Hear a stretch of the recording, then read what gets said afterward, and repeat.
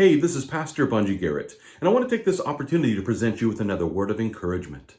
Now, I'm sure that many of us are familiar with George Orwell's predictive novel, 1984. And if so, well, then you'll probably remember how the people living under the tyrannical rule of Big Brother, they were expected to embrace a new form of vocabulary and grammar. I'm, of course, referring to Newspeak. And according to the author, Newspeak was the official language of Oceania and had been devised to meet the ideological needs of INGSOC, which stood for English Socialism. Newspeak was not only designed to diminish the range of thought of those living under the watchful eye of Big Brother, but Newspeak was also introduced as a medium of expression for the party devotees to properly express their allegiance to Big Brother. Now, as we consider this fictional scenario that Orwell created back in the middle of the 20th century, well, it seems to me that we're currently watching Newspeak being created right before our very eyes. For example, it was just last year when the CDC, they changed their definition of vaccine and vaccination. Before the change was made, a vaccination, according to the CDC, was defined as the act of introducing a vaccine into the body to produce immunity to a specific disease. Since then, the word immunity was scrubbed and replaced with the word protection. Now, why in the world did the CDC feel the need to change the definitions of vaccine and vaccination, just about 5 months after the COVID vaccine was introduced? Is it possible that we're watching the creation of Newspeak right before our very eyes?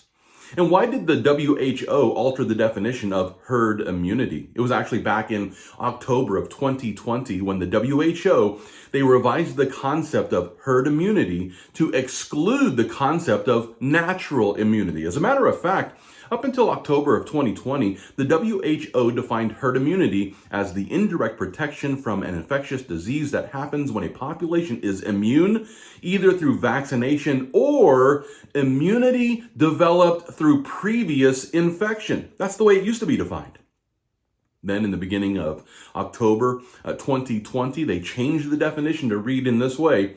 Herd immunity, also known as population immunity, is a concept used for vaccination, in which a population can be protected from a certain virus if a threshold of vaccination is reached. Herd immunity is achieved by protecting people from a virus, not by exposing them to it. In other words, they scrubbed the entire concept of immunity developed through previous infection. Clearly, this is nothing more than Newspeak. More recently, there's been a great deal of controversy surrounding the definition of the word woman. For example, it was just back in March when President Biden's Supreme Court nominee, Ketanji Brown Jackson, she struggled to answer the question, what is a woman?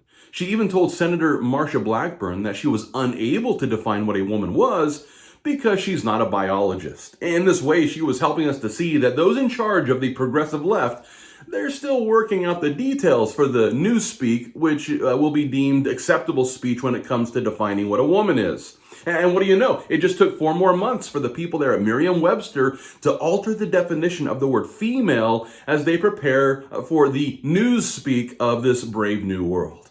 And listen, this was exactly what Orwell was describing as he wrote about the way in which Newspeak was characterized by the elimination or alteration of certain words, the substitution of one word for another, and the interchangeability of parts of speech and the creation of words for political purposes. Now, more evidence of this can be seen in the way that the Biden administration is now manipulating the word recession. As a matter of fact, it was just this past Thursday when the White House published a blog which is titled, "How do economists determine whether the economy is in a recession?" Interesting. Well, here's how this blog begins, and I quote, "What is a recession? While some maintain that 2 consecutive quarters of fall in real GDP constitute a recession, that is neither the official definition nor the way economists evaluate the state of the business cycle." Now that's interesting. That's very interesting, especially in light of the fact that, when the White House claims that some may maintain that 2 consecutive quarters of falling real GDP constitute a recession, what they ought to be saying is that This was the traditional definition up until about 5 seconds ago. According to the definition on my Pages app here, a recession is actually defined as, and I quote, a period of temporary economic decline during which trade and industrial activity are reduced, generally identified by a fall in GDP in 2 successive quarters. I guess they have yet to update the Newspeak definition, because everywhere else I look now, the definition of recession has now been updated on many of the financial websites, including Business Insider, Economics Help, Investopedia, and Forbes. We see updates on all these pages within the last couple of months.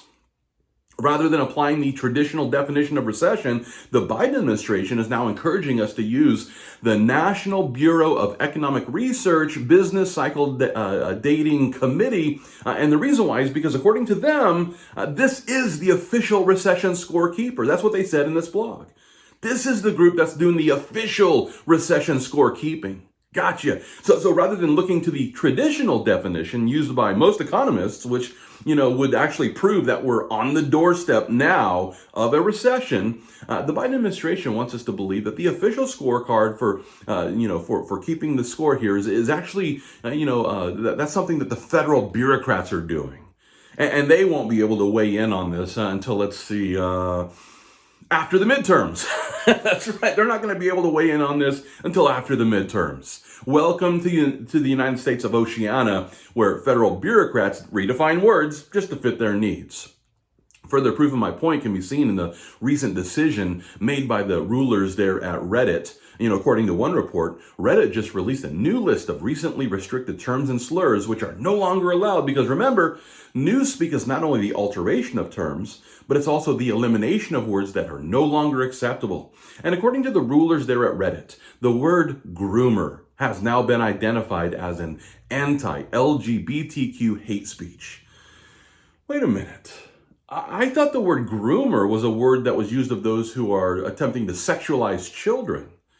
Does this mean that Reddit is now identifying those in the LGBTQ community as those who are guilty of sexualizing children?